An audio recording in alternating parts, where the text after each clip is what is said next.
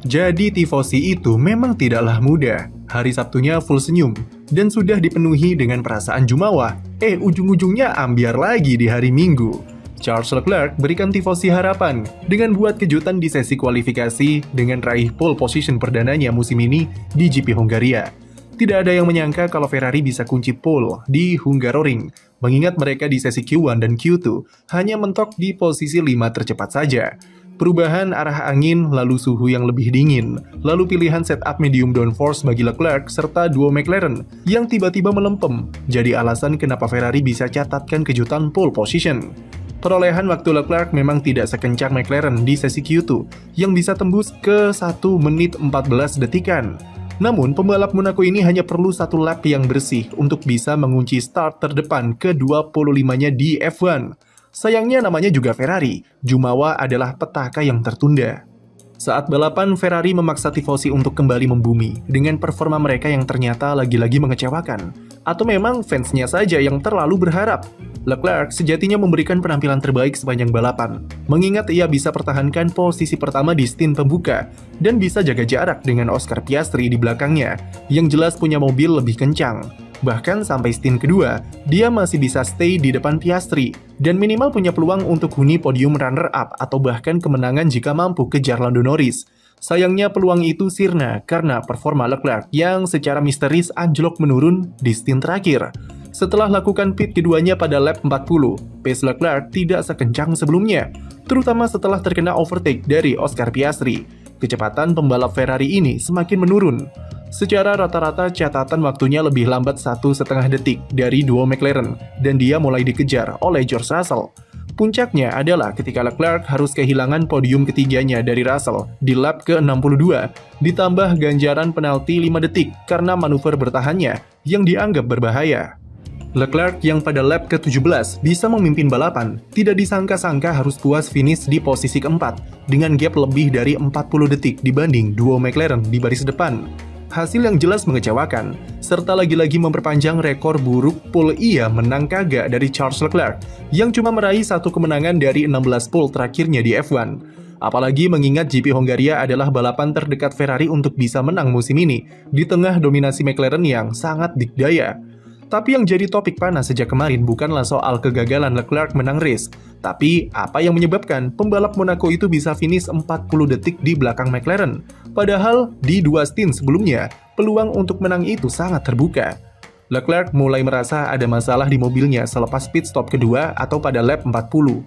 Di awal stint ketiga dan dengan ban hard baru, indikasi masalah mulai terlihat ketika dia tak bisa memangkas gap dengan Lando Norris yang memiliki ban lebih usang.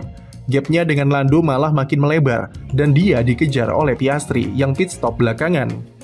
Masalah semakin nampak serius ketika ia dikejar nyaris 1 detik per lap oleh George Russell di belakangnya, dan Leclerc mulai terus-menerus komplain di radio soal kondisi mobil yang tak bisa dikemudikan. Ferrari mengklaim kalau apa yang dialami Leclerc adalah masalah sasis dan tidak memberikan penjelasan lebih detail. Ferrari berusaha merahasiakan problem di SF25, dan itu sudah mereka lakukan lewat komunikasi radio yang tidak menyebut masalahnya secara gamblang, atau singkatnya YTTA, atau yang tahu-tahu aja. Hal inilah yang menimbulkan banyak pertanyaan bagi para tifosi soal apa penyebab kecepatan Leclerc melambat sampai 1,5 detik dari McLaren dan finish 40 detik di belakang mereka. George Russell yang bisa menyalipnya di lap akhir memberikan sebuah teori menarik kalau masalah sasis yang dimaksud adalah soal legalitas plank floor yang sudah jadi problematika di Ferrari sejak awal musim. Plank floor adalah penyebab kenapa Ferrari harus menahan performa mereka di GP Australia dan seterusnya, karena harus meninggikan floor supaya tidak dihukum diskualifikasi. Lewis Hamilton di GP Tiongkok adalah contoh nyata, karena dia didiskualifikasi usai plank floor-nya tergerus lebih dari 1 mm, karena settingan floor yang terlalu rendah. Di GP Hongaria kemarin, Ferrari disinyalir memakai settingan floor yang agresif, dengan ketinggian yang serendah mungkin untuk mengejar performa. Terutama setelah upgrade suspensi belakang di Spa, Ferrari mulai coba eksplorasi pengaturan floor yang lebih ekstrim. Namun, sirkuit Hungaroring yang high downforce otomatis memberikan kompresi yang lebih besar dan sebabkan plank floor jadi terkikis lebih banyak di mobil Leclerc pada fase akhir balapan. Russell memberikan 2 dugaan. Pertama, Ferrari pakai settingan mesin yang spesifik untuk melambatkan mobil di lurusan serta menambah tekanan ban untuk stint ketiga Leclerc guna hindari diskualifikasi. Dua dugaan Russell itu setidaknya bisa dibuktikan lewat data yang kami peroleh dari race run Leclerc. Setidaknya selama 10 putaran dari lap 46 sampai 56, Leclerc kedapatan memakai mode ERS untuk akselerasi yang sedikit menahannya di ujung lurusan. Russell bisa lebih cepat 9 km per jam daripada Leclerc di tikungan pertama, dan dia punya keunggulan yang sama di lurusan tikungan kelima. Setelah lap 56, Leclerc kembali memakai mode mesin normal, walaupun akselerasinya jadi tidak beres. Yang menarik adalah Ferrari bukan cuma kehilangan waktu di lurusan karena mode ERS tadi, namun Leclerc juga kehilangan waktu di tikungan sektor kedua dan ketiga secara signifikan. Cukup masuk akal jika tim memberikan tekanan ban yang lebih besar di stint terakhir, karena dampaknya adalah floor akan sedikit terangkat karena ban jadi lebih keras. Tapi efeknya adalah downforce juga jadi terganggu, dan grip ban otomatis berkurang serta lebih sensitif terhadap suhu. Leclerc komplain soal mobilnya yang sulit dikemudikan juga cocok dengan teori Russell tersebut, yang dibuktikan juga dari data. Namun pertanyaan besarnya adalah apakah perubahan tekanan ban dan mode mesin yang hanya 10 lap itu bisa berpengaruh sampai 1,5 detik lebih lambat di setiap putarannya? Fred Vasseur beri konfirmasi kalau anjloknya kecepatan Leclerc bukan karena masalah baterai, namun karena mereka berusaha mengatur manajemennya di pertengahan balapan, yang sekaligus menjawab salah satu teori Russell tadi. Radio long text Leclerc yang ramai kemarin dikatakan hanya salah paham saja, karena dia berpikir bisa memperbaiki masalahnya, padahal apa yang dialami Ferrari sangatlah berbeda.